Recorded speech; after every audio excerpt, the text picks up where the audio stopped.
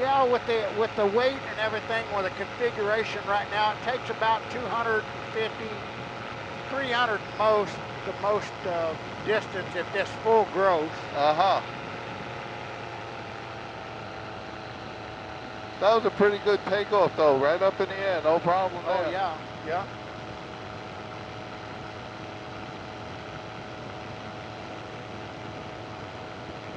And then of course the same distance to land. Right. I'm actually going to get you in the video here. Jim and I are headed out to the dry lake here at Boulder City, which is no longer a dry lake. But we can go out here and fly low and give you some idea of how the controls work. Okay. Now, this used to be a dry lake bed, and now there's water in it again? Well, it just from the rain. Normally this is dry. This is where I train. Okay. This is where I teach people.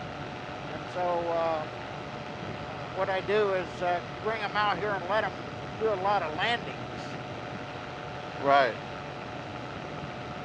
When you land, about how fast are you going? About 30, 40 miles an hour? This airplane lands at about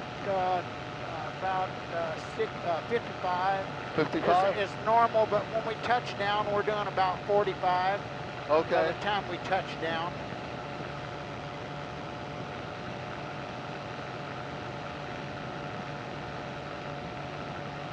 And I'm setting some parameters up here.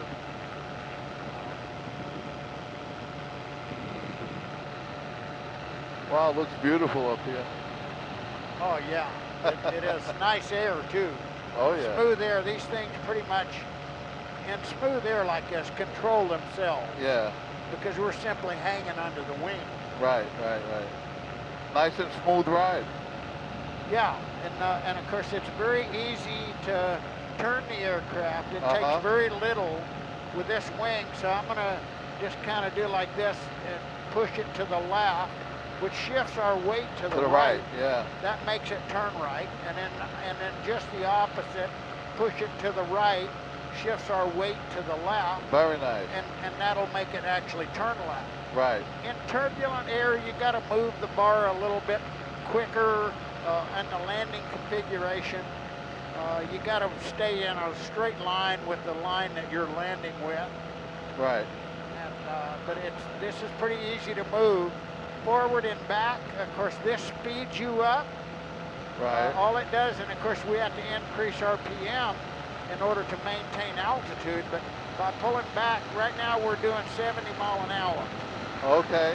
And actually on here it's saying 75. It don't look like it from this altitude, but you can feel it with the wind. Yeah, you can feel the difference in the air pressure against you. And then of course to slow down is just the opposite. You're changing the angle of attack, and all you're doing is slowing the wing down going through the air. So right about here, right at this point where the bar is in relation to that, is where the wing is going to want to stall, depending on, of course, throttle settings.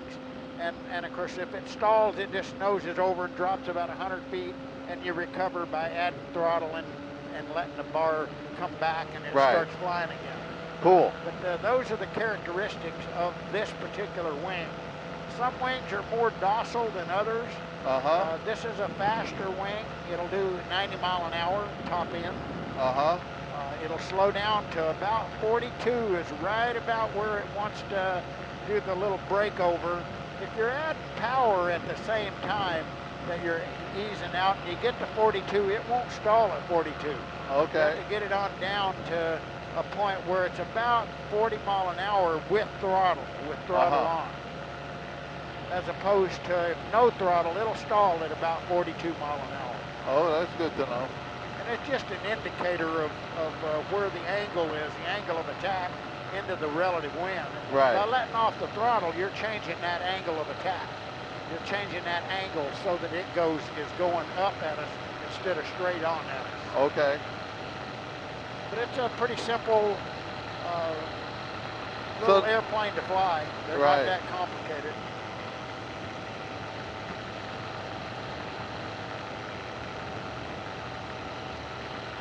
But yeah, this is normally just dry and dusty, but we've had quite a bit of rain here lately.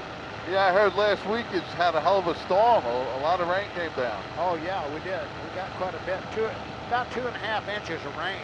Wow. And it'll take it a month or so to dry up out here if it don't rain anymore. Right.